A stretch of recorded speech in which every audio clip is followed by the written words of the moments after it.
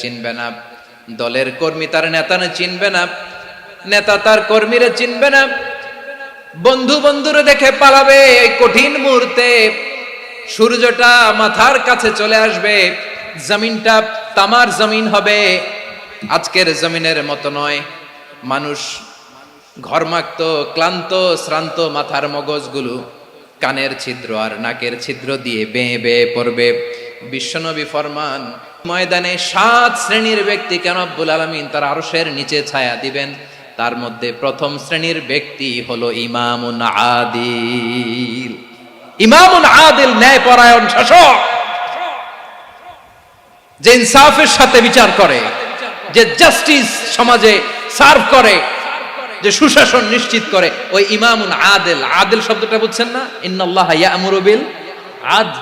পাইছেন? আদিল। 7 শ্রেণীর ব্যক্তিকে আল্লাহ